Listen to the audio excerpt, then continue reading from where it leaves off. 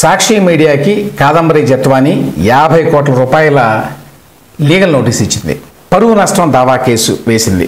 గత కొన్ని రోజులుగా కాదంబరి జత్వాని ఈ విధంగా లీగల్ నోటీస్ ఇద్దామని చెప్పి ప్రయత్నాలు చేస్తూ ఉంది. కొంచెం లేట్ అయింది యాక్చువల్గా.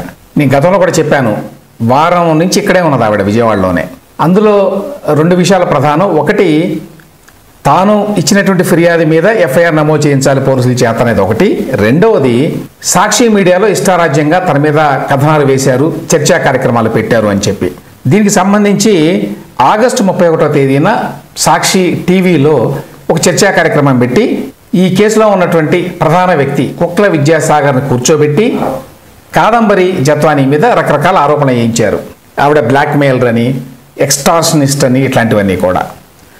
దాని మీద ఇప్పుడు కాదంబరి జత్వాని లీగల్ నోటీస్ ఇచ్చింది. ఎవరెవరికి ఇచ్చింది?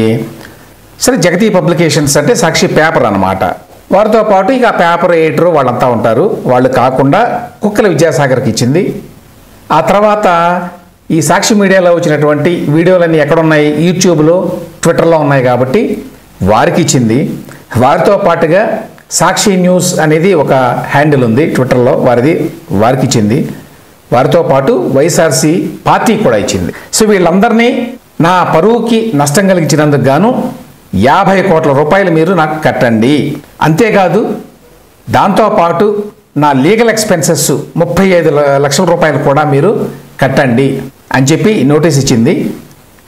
ఈ నోటీస్కి మీరు వారం రోజుల్లో స్పందించకపోతే, అంటే 50 కోట్లు కట్టకపోతే, అలాగే అదేవిధంగా ఈ నోటీస్ ఖర్చులు 35 లక్షల రూపాయలు కట్టకపోతే నేను కోర్టులో ప్రొసీడ్ అవుతానని చెప్పింది ఆవిడ. కాదంబరి జత్వానీని సాక్షివాడు కూడా కొంచెం తక్కువ అంచనా వేశారు. ఆవిడ చాలా స్ట్రాంగ్ ఉమెన్ ఆబ్వియస్లీ. అందువల్ల పట్టుబట్టి మరీ కూర్చొని వారం రోజులు ఈ నోటీస్ ఇచ్చింది. తర్వాత నాకున్న సమాచారం ఏంటంటే ఈ కేసుని ఆవిడ విజయవాడలో వేయదు, ముంబైలో వేస్తుంది. ఎందుకంటే విజయవాడలో వేస్తే సాక్షి వారికి ఈజీ కోర్టుకి అటెండ్ కావడం. వెరస్ ముంబైలో వేస్తే ఎడిటర్ మీద ఇతరుల మీద వేస్తే మరి వాళ్ళు తిరగాలి ముంబైకి.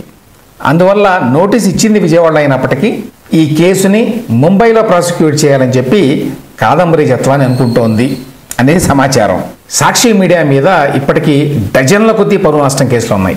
నారా లోకేష్ వేశాడు, పొంగూరు నారాయణ వేశాడు, అయ్యన్న పాత్రుడు గారు వేశారు, గతంలో చాలామంది వేశారు కేసులు. ఇట్లా పురంధేశ్వరి గారు వేశారు ఈ మధ్యకాలంలో. ఇప్పుడు లేటెస్ట్ కాదంబరి జత్వాని. ఈ కేసులన్నీ కూడా ఒకేసారి సాక్షి నెత్తి మీద పడేటువంటి అవకాశం అయితే ఉంది. వైఎస్ఆర్సీపీ వాళ్ళు పవన్ కళ్యాణ్ మీద ఒక ప్రచారం మొదలుపెట్టారు. అదేంటంటే పవన్ కళ్యాణ్ గారు తన గెస్ట్ హౌస్ కోసం, తన ఆఫీస్ కోసం బోల్డంత ప్రజాధనాన్ని ఖర్చు పెట్టిస్తున్నాడు. అసలే ప్రజల కష్టాల్లో ఉంటే ఈయన తన సొంత అవసరాల కోసం, సొంత లగ్జరీస్ కోసం ఖర్చు పెట్టిస్తున్నాడు. So YSR Congress party handle ఏమని రాసిందంటే, మీడియా ముందు నీతి కబుర్లు చెప్పి చాటుగా బిల్లులు పెడుతున్నావా పవన్ కళ్యాణ్? పవన్ కళ్యాణ్ గెస్ట్ హౌస్ మరియు క్యాంప్ ఆఫీస్కి 82.14 లక్షల ఖర్చు చేయబోతున్న కూటమి ప్రభుత్వం. సో 82 లక్షల రూపాయలు ఖర్చు పెడుతున్నారట పవన్ కళ్యాణ్ గెస్ట్ హౌస్కి, క్యాంప్ ఆఫీస్కి. ఆ పార్టీ నాయకుడు కూడా ఒక ట్వీట్ చేశారు. పవన్ కళ్యాణ్ గారి నివాసంలో 82 లక్షల ఖర్చు చేయబోతున్న ప్రభుత్వం. బ్లీచింగ్ డబ్బులు లేని పంచాయతీరాజ్ శాఖ నుండి పవన్ కళ్యాణ్ గారు మీ నివాసంలో ప్రజాధనం 82,14,471 రూపాయలు పెట్టి హంగులు దిద్దుకోవటం ధర్మమా అని చెప్పి జీవో కూడా అటాచ్ చేశారు. సో ఒక ధర్మబద్ధమైనటువంటి ప్రశ్న వేశారన్నమాట. ఏమిటి ఈ జీవో? ఈ జీవోలో ఏముంది? ఇది Panchayati Raj and rural development department, ఇది పవన్ కళ్యాణ్ గారి మినిస్ట్రీ. ఈ జీవో ఏం చెప్తోందంటే అడ్మినిస్ట్రేటివ్ శాంక్షన్ ఫర్, ఎందుకోసం administrative sanction? Providing house keeping, man power and security services for guest house and camp office and other conference halls at ground floor and first floor located at irrigation compound Vijayawada with an estimated cost of rupees 82,14,471 rupees. So orders issued. అది విషయం. ఇది ఎప్పటి నుంచి ఎప్పటి వరకు అనేది కూడా details ఇచ్చారు ఇందులో, జీవోలో ఉంది. ఈ మెయింటెనెన్స్ ఎప్పటి నుంచి ఎప్పటి వరకు అంటే 1/7/2024 నుంచి 31/3/2025 వరకు అన్నమాట. 9 నెలల కాలానికి అని కూడా రాశారు. సో 9 నెలల కాలానికి మెయింటెనెన్స్ 82 లక్షలు. ఇక్కడ కీలకమైన పాయింట్ ఏమిటంటే ఇదంతా కూడా పవన్ కళ్యాణ్ గారి సొంత అవసరాల కోసమా, ఆయన సొంత ఇంటి మీద పెడుతున్నారా ఈ ఖర్చు, ఆయన ప్రైవేట్ రెసిడెన్స్ మీద పెడుతున్నారా ఈ ఖర్చు, ఈ గెస్ట్ హౌసు, ఈ క్యాంప్ ఆఫీసు, ఈ కాన్ఫరెన్స్ హాల్స్ ఇవన్నీ కూడా ఎక్కడున్నాయి? Ground floor, first floor of irrigation compound Vijayawada, irrigation డిపార్ట్మెంట్లో ఉన్నాయి. అదేమీ పవన్ కళ్యాణ్ గారి సొంత ఎస్టేట్ కాదు.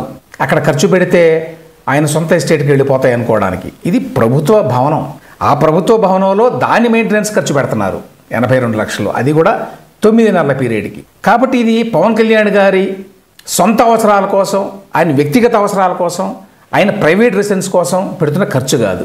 ఇంత క్లియర్గా స్పష్టంగా అదే జీవోలో ఉంది. సీఎం ఆఫీస్ కావచ్చు, మంత్రుల ఆఫీస్ కావచ్చు, ఇవన్నీ కాదండి, డిపార్ట్మెంట్ హెడ్స్ ఉంటారు, హెడ్ క్వార్టర్స్ ఉంటాయి, వాటికి మెయింటెనెన్స్ ఉంటుంది, ఖర్చు ఉంటుంది, మ్యాన్ పవర్ ఉంటుంది, పవర్ ఉంటుంది, ఎయిర్ కండిషనింగ్ ఉంటుంది. అవన్నీ వాళ్ళ సొంత అవసరాలా? కాదు కదా, అది ప్రభుత్వ ఖర్చులో భాగమే. ఇంకా దీనికంటే చెప్పుకోవాల్సిన విషయం ఏంటంటే దీనికి విరుద్ధంగా యాక్చువల్గా జగన్మోహన్ రెడ్డి గారు ఆయన పవర్లో ఉన్నప్పుడు ఎంత అడ్డగోలుగా అరాచకంగా తన సొంత అవసరాల కోసం తన సొంత ప్రైవేట్ రెసిడెన్స్ మీద, not on government property, not on government buildings, తన సొంత ప్రైవేట్ రెసిడెన్స్ మీద ఎంత ఖర్చు పెట్టాడు? రూపాయి కాదు, 2 రూపాయలు కాదు. అధికారంలోకి వచ్చిన వెంటనే 2019లో 15 కోట్ల రూపాయలు శాంక్షన్ చేసుకున్నాడు తన ఇంటికి. ఇప్పుడు ముఖ్యమంత్రి గారు ఒకవేళ అధికారిక నివాసంలో ఉన్నారనుకోండి, దాని మీద ఖర్చు పెట్టారనుకోండి, అక్కడ ఇన్ఫ్రాస్ట్రక్చర్ కోసమో, అక్కడ సౌకర్యాల కోసమో, అవన్నీ గవర్నమెంట్ ప్రాపర్టీ, గవర్నమెంట్ కిందనే ఉంటుంది. ముఖ్యమంత్రికి ఎన్నాళ్ళు ఉంటే అన్నాళ్ళు వాళ్ళు ఉంటారు, వాళ్ళు పోయిన తర్వాత మరొక ముఖ్యమంత్రి వస్తే వారు ఉంటారు. కాబట్టి అది గవర్నమెంట్ ప్రాపర్టీ. ఇక్కడ అట్లా కాదు. జగన్మోహన్ రెడ్డి గారు తాడేపల్లిలో కట్టుకున్నటువంటి ప్యాలెస్ అది ఆయన సొంతం. ఆ ఇల్లు ఆయన సొంతం. ఆ క్యాంప్ ఆఫీస్ అని వారు వాడుకున్నటువంటి ఏదైతే ఉందో ఇంకొక బిల్డింగ్ అందులోనే, అది కూడా వారి సొంతం. అది వారి సొంత ఇల్లు. గవర్నమెంట్కి ఏ రకమైన సంబంధం లేదు. అక్కడ 10 రూపాయలు ఖర్చు పెట్టినా కూడా ఆ తర్వాత గవర్నమెంట్కి వెనక్కి రాదు అది. చంద్రబాబు నాయుడు గారు ఎప్పుడు ఇది 2019 నవంబర్ 7వ తేదీ నాడు ఒక ట్వీట్ చేశారు. ఏమన్నారంటే, రోమ్ తగలబడిపోతుంటే ఏ విధంగా అయితే నీరో చక్రవర్తి ఫిడేలు వాయించుకుంటూ కూర్చున్నాడో ఆ విధంగా ఈయన ఇంత ఫైనాన్షియల్ ఎమర్జెన్సీ రాష్ట్రంలో ఉంటే 15,65,00,000 రూపాయలు తన సొంత ఇంటి మీద, సొంత ఖర్చుల మీద ఆయన పెట్టాడు అని చెప్పి అన్ని జీవోలు ఇచ్చారు. 5 నెలల్లో పెట్టిన ఖర్చు అండి ఇది. 2019 నవంబర్లో ఇచ్చారు ఇది, ఈ ట్వీట్. అంటే 5 నెలలు గడిచింది అప్పటికి జగన్మోహన్ రెడ్డి గారు అధికారంలోకి వచ్చి. ఆ టైంలో ఉన్న జీవోలు 8 జీవోలు ఇవి. జీవో 132 రోడ్డు వేయడానికి 5 కోట్లు, GO 133 security arrangements 1,89,00,000, GO 139 electrical maintenance staff కోసం అట అదొక మరి 85 లక్షలు, GO 146 electrical and electro mechanical works అట 3,63,00,000, ప్రజా దర్బార్ పేరుతోటి ఒక 82 లక్షలు, టెంపరీ అరేంజ్మెంట్స్ అనే పేరుతోటి మరొక 22 లక్షలు, అల్యూమినియం విండోస్ అండ్ డోర్స్. ఎవరికి aluminium Windows doors? Jaganmohan Reddy గారి సొంత బిల్డింగ్ అయినటువంటి తాడేపల్లి ప్యాలెస్కి 73 లక్షలు, GO 279 view cutter. View cutter అంటే అందరూ చూశారు కదా, జగన్మోహన్ రెడ్డి గారి తాడేపల్లి ప్యాలెస్కి పెద్ద ఎత్తున ఇనుప కంచె ఉంటుంది, అది వ్యూ కట్టర్. అంటే వ్యూ కట్టర్ అంటే ఎవరికి కనిపించకూడదట ఆయన. అందువల్ల ఒక 30 అడుగుల 40 అడుగుల ఎత్తున ఉంటుంది అది. బహుశా ప్రపంచంలో కనీసం భారతదేశంలోనైతే మరే ముఖ్యమంత్రికి కూడా ఆ విధంగా 30 అడుగుల మరి ఇనుప కంచె లేదు, గోడ మీద అది. మళ్ళీ దానికి 3,25,00,000 రూపాయలు శాంక్షన్ చేస్తూ ఇచ్చారు. ఇప్పుడు ఆ వ్యూ కట్టర్ అనేది ఇప్పటికీ అక్కడ ఉన్నది తాడేపల్లి ప్యాలెస్లో. మరి అక్కడ ఉండిపోయింది కదా, అది ప్రభుత్వ ధనం కదా. అదే ప్రభుత్వ బిల్డింగ్ అనుకోండి, అక్కడ ఉన్న ఇబ్బంది లేదు, ఎందుకంటే గవర్నమెంట్ ప్రాపర్టీ కాబట్టి అది. ఇప్పుడు ఈ పెట్టినటువంటి 15,65,00,000 రూపాయలు అది జగన్మోహన్ రెడ్డి గారి పరమైపోయింది. ఇంకా కొన్ని వివరాలు చెప్పాలి అంటే, ప్రైవేట్ రెసిడెన్స్ కోసం ఏ స్థాయిలో జగన్మోహన్ రెడ్డి గారు ఖర్చు పెట్టుకున్నారంటే, నవంబర్లో 16వ తేదీన 2019 నాడు అప్పుడు ఒక జీవో ఇచ్చారు. దాని ప్రకారం ఏంటంటే సోలార్ ఫెన్సింగ్ అంట, లైటనింగ్ ప్రొటెక్షన్ సిస్టమ్ అంట, సీసీటీవీ కెమెరాలట, ఎడిషనల్ ఎయిర్ కండిషనింగ్ అట, with top notch variable refrigerant volume system అట, ఏదో కొత్తది అనమాట, అత్యాధునికమైన సిస్టమ్. అది మొత్తం కలిపి 3 కోట్ల రూపాయలు శాంక్షన్ చేసుకున్నారు.